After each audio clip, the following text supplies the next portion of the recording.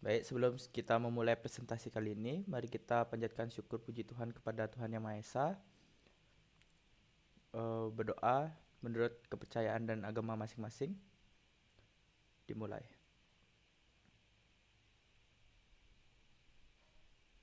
Selesai. Baik, terima kasih waktu yang sudah diberikan kepada saya. Kita dari kelompok 4 akan memaparkan materi tentang negara dan konstitusi. Baik, sebelumnya izin perkenalkan diri. Nama saya Edo Gede Raditya Putra Permana dengan 3 digit NIM terakhir 155. Di sini saya sebagai moderator. Lanjut kepada anggota yang lain, silakan untuk memperkenalkan diri. Baik, perkenalkan nama saya Stehu Warna Hugo Kasito dengan 3 digit 5 akhir 178. Baik, perkenalkan nama saya Kadek Surya Dharma Putra dengan 3 digit NIM terakhir 166. Perkenalkan, nama saya Imade Maheswara M dengan NIM akhir 171. Perkenalkan, nama saya Dwi Arda Putra Gunawan dengan 3 digit NIM terakhir 160. Baik, sekian untuk perkenalan diri dari kelompok kami. Kita lanjut ke materi pertama, yaitu apa pengertian negara. Di sini saya langsung menjelaskan materi ini. Baik, apa sih itu negara? Negara itu merupakan salah satu bentuk organisasi yang ada dalam kehidupan masyarakat. Pada prinsipnya, setiap warga masyarakat menjadi anggota dari suatu negara dan harus tunduk pada kekuasaan negara. Melalui kehidupan bernegara dengan pemerintah yang ada di dalamnya, masyarakat ingin mewujudkan tujuan-tujuan tertentu seperti mewujudkan ketentraman, ketertiban, dan kesejahteraan masyarakat. Secara umum, negara bisa dijelaskan sebagai bentuk organisasi dari masyarakat atau kelompok yang mempunyai kekuasaan mengatur hubungan dengan penyelenggaraan ketertiban dan menetapkan tujuan-tujuan dari kehidupan bersama. Baik, next. Di sini adapun pengertian negara menurut para ahli, diantaranya yaitu ada 3 orang yang kita akan memberi sudut pandang, yaitu yang pertama yaitu Roger Soltau, yang kedua dari Robert M. McIver, yang ketiga dari Miriam Budiarjo. Baik, yang pertama yaitu dari Roger Soltau. Pada tahun 2007, beliau memberitahu bahwa pengertian dari sebuah negara adalah alat atau wewenang yang mengatur atau mengendalikan persoalan bersama atas nama masyarakat. Jadi, menurut Soltau, negaralah yang mengatur dan mengendalikan persoalan bersama berlandaskan kepentingan masyarakat. Kemudian, ada pula dari Robert M. McIver pada tahun 1998. Beliau menjelaskan tentang negara adalah asosiasi yang menyelenggarakan ketertiban dalam suatu wilayah berdasarkan sistem hukum diselenggarakan oleh pemerintah, diberi kekuasaan memaksa. Jadi, menurut McIver, negara merupakan sebuah asosiasi yang menyelenggarakan ketertiban wilayah berlandaskan sebuah hukum yang memiliki sifat memaksa. Kemudian, dari para ahli yang ketiga, yaitu Miriam Budiarjo pada tahun 2007, menjelaskan bahwa negara adalah suatu daerah teritorial yang rakyatnya diperintah oleh sejumlah pejabat dan berhasil menuntut dari warganya untuk ketaatan melalui kekuasaan yang sah. Plato bahwa negara argonik bukanlah rakyat semata yang menjadi badan politik, juga bukan orang yang dua. Sekian pemaparan materi dari saya. Saya lanjut ke pemateri selanjutnya yaitu Surya. Silahkan. Waktu dan tempat dipersilahkan.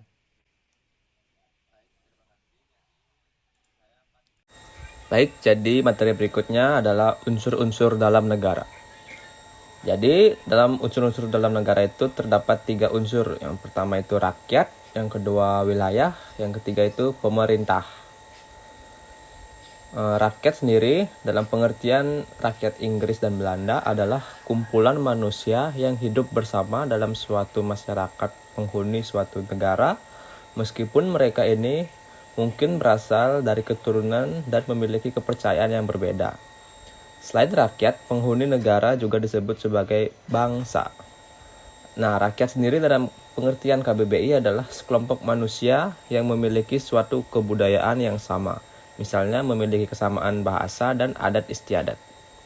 Beberapa istilah yang erat pengertiannya dengan rakyat yaitu rumpun yang diartikan sebagai sekumpulan manusia yang memiliki suatu kesatuan karena berciri jasmaniah yang sama, misalnya warna kulit, warna rambut, bentuk badan, dan wajah. Adapun bangsa yang diartikan sebagai sekumpulan manusia yang merupakan suatu kesatuan karena kesamaan kebudayaan, misalnya bahasa, adat, kebiasaan, agama, dan sebagainya. Dan adapun nation yang diartikan sebagai sekumpulan manusia yang merupakan suatu kesatuan karena memiliki kesatuan yang sama, kesatuan politik yang sama. Rakyat merupakan unsur terpenting dalam negara karena manusialah yang berkepentingan agar organisasi negara dapat berjalan dengan baik.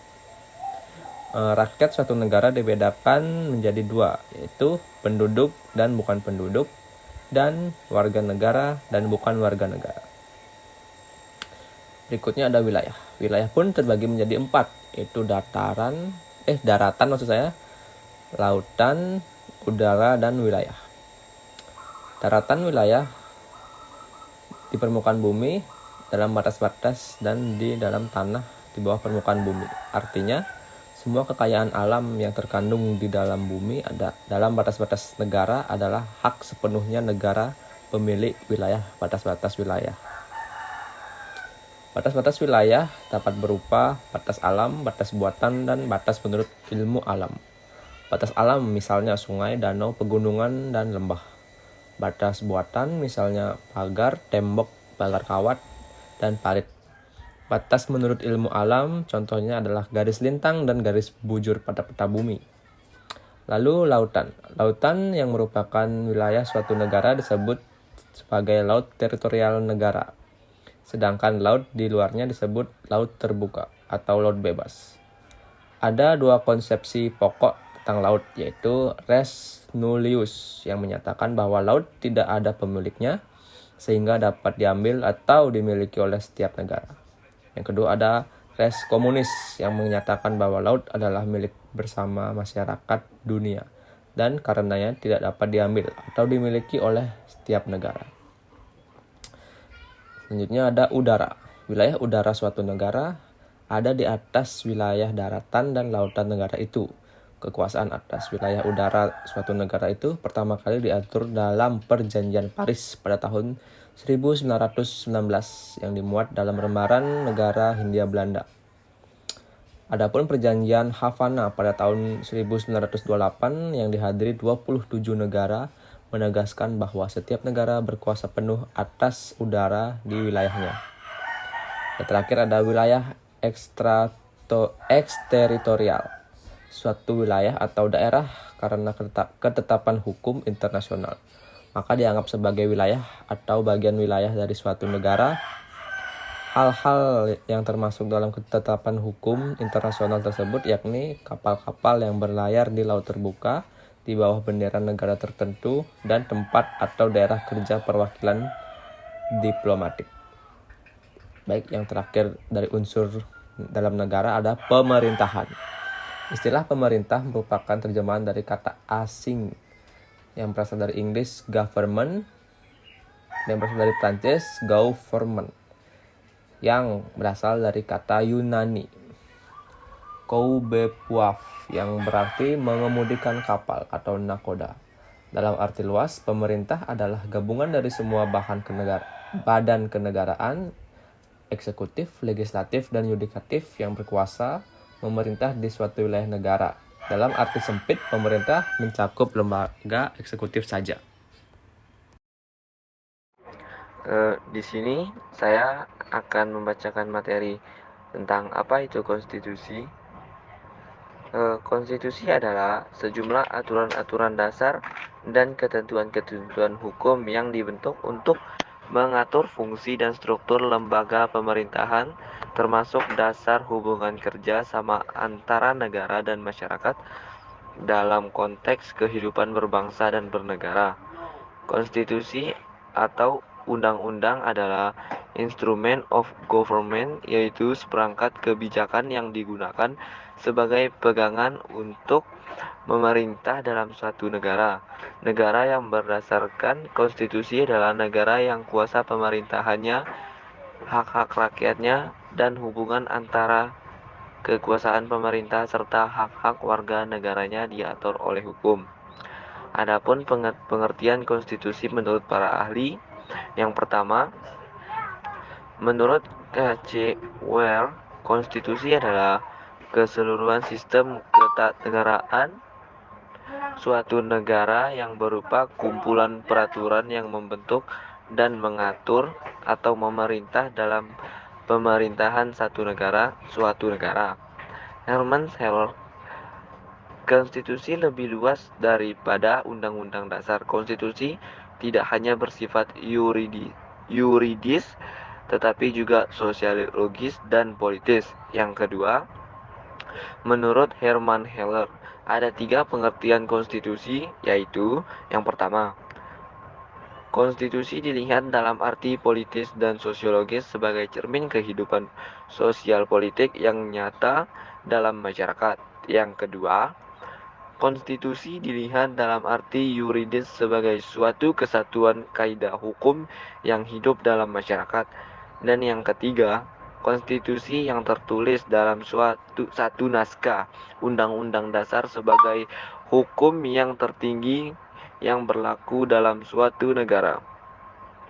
Adapun menurut pendapat L.G. Appledom, konstitusi tidak sama dengan undang-undang dasar. Undang-undang dasar hanyalah sebuah hukum yang tertulis, sedangkan konstitusi di samping memuat hukum dasar yang tertulis juga mencakup hukum dasar yang tidak tertulis. Sekian materi dari saya kembalikan pada moderator.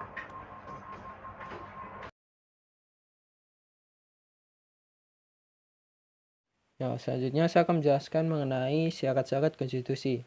Syarat-syarat konstitusi yang pertama adalah adanya jaminan terhadap hak-hak asasi manusia dan warga negaranya.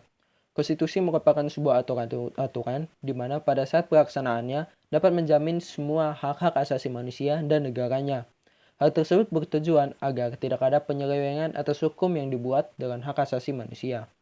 Dan syarat yang kedua adalah diterapkan susunan ketatanegaraan suatu negara yang bersifat fundamental.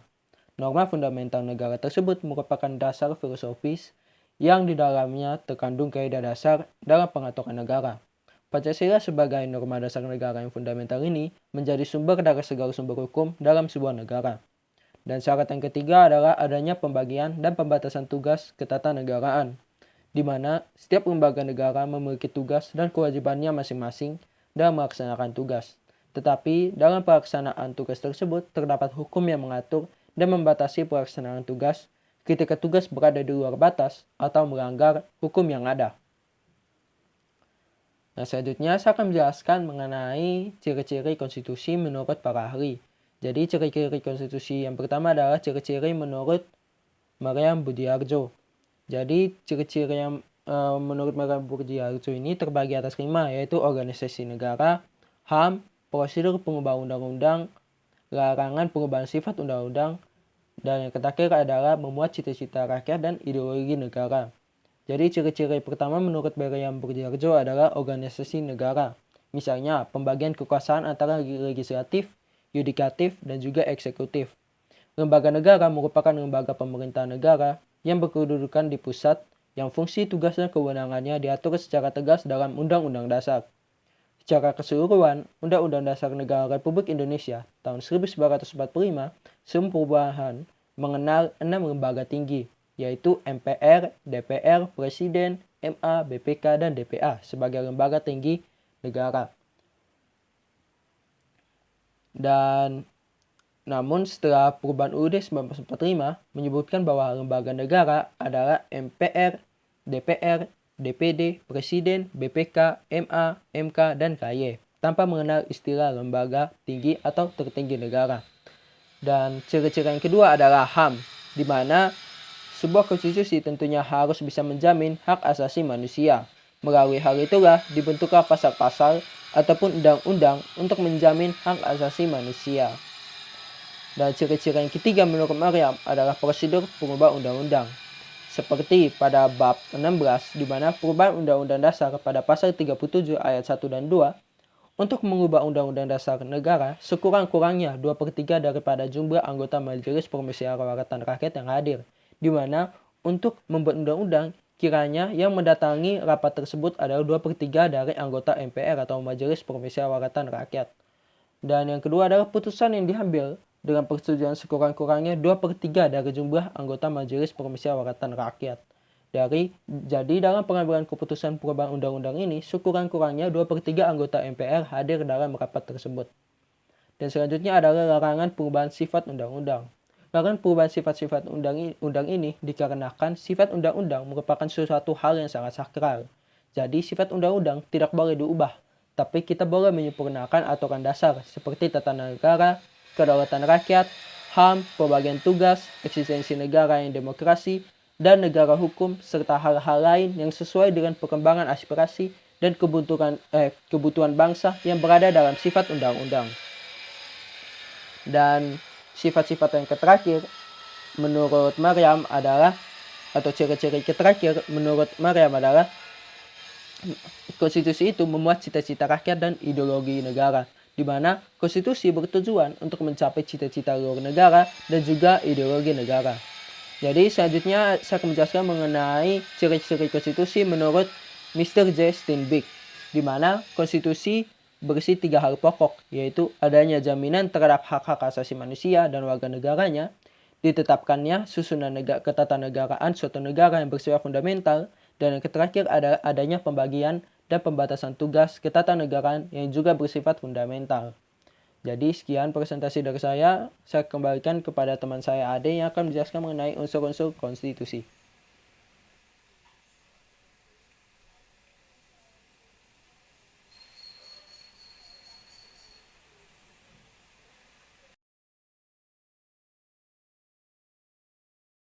Baik, saya akan menjelaskan tentang unsur-unsur konstitusi. Menurut Savornim Lohman, ada 3 unsur yang terdapat dalam konstitusi. Yang pertama, konstitusi sebagai perwujudan perjanjian masyarakat atau kontrak sosial. Sehingga menurut pengertian ini, konstitusi yang ada merupakan hasil atau konstruksi dari persepakatan masyarakat untuk membina negara dan pemerintahan yang akan mengatur mereka. Yang kedua, konstitusi sebagai piagam yang menjamin hak-hak asasi manusia. Berarti perlindungan dan jaminan atas hak manusia dan warga negara yang sekaligus penentuan batas-batas hak dan kewajiban baik warganya maupun alat-alat pemerintahannya. Yang ketiga, konstitusi sebagai forma regimenis, yaitu kerangka pembangunan pemerintahan. Adapun pendapat lain dikemukakan oleh Sri Sumantri yang menyatakan bahwa materi muatan konstitusi dapat dikelompokkan menjadi 3. Yang pertama, pengaturan tentang perlindungan hak asasi manusia dan warga negara. Yang kedua, pengaturan tentang susunan ketatanegaraan suatu negara yang mendasar. Yang ketiga, pembatasan dan pembagian tugas-tugas ketatanegaraan yang juga mendasar. Materi selanjutnya yaitu peran konstitusi dalam kehidupan bernegara. Pada umumnya, hukum atau konstitusi bertujuan untuk mengadakan tata tertib untuk keselamatan masyarakat yang penuh dengan berbagai konflik antar sebagai kepentingan yang ada di tengah masyarakat. Dengan kata lain, konstitusi merupakan sebuah aturan untuk menuntut asas keadilan di tengah-tengah rakyat. Misalnya, di dalam sebuah negara terdapat sebuah kasus pelanggaran HAM, maka terdapat undang-undang yang berusaha untuk melindungi korban dan pengadilan para pelaku. Undang-undang HAM seperti pada pasal 28 merupakan konstitusi yang dilanggar oleh pelaku. Maka, hukum yang dijalankan sebuah negara harus sesuai dengan asas keadilan dengan tetap menjamin hak-hak setiap rakyatnya. Sekian Terima kasih. presentasi dari kelompok kami.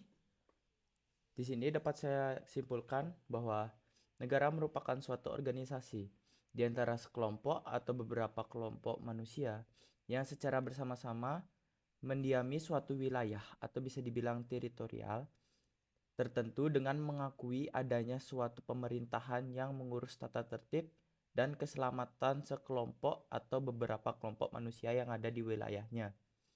Sedangkan konstitusi diartikan sebagai peraturan yang mengatur suatu negara, baik yang tertulis maupun tidak tertulis. Konstitusi memuat aturan-aturan pokok atau bisa dibilang fundamental yang menopang berdirinya suatu negara. Negara dan konstitusi mempunyai hubungan yang sangat erat karena melaksanakan konstitusi pada dasarnya juga melaksanakan dasar negara. Jadi, negara yang berdasarkan konstitusi adalah negara yang kekuasaan pemerintahnya, hak-hak rakyatnya, dan hubungan antara kekuasaan pemerintahan serta hak-hak warga negaranya diatur oleh hukum. Baik, sekian presentasi dari kelompok kami yaitu kelompok 4. Jika ada salah kata yang tidak menyenangkan dan tidak baik dan tolong jangan dimasukin ke hati. Sekian dari kami. Saya tutup dengan Pramusanti. Om Santi Santi Santi Om.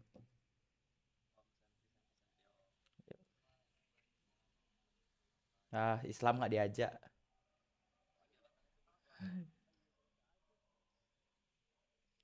25 menit.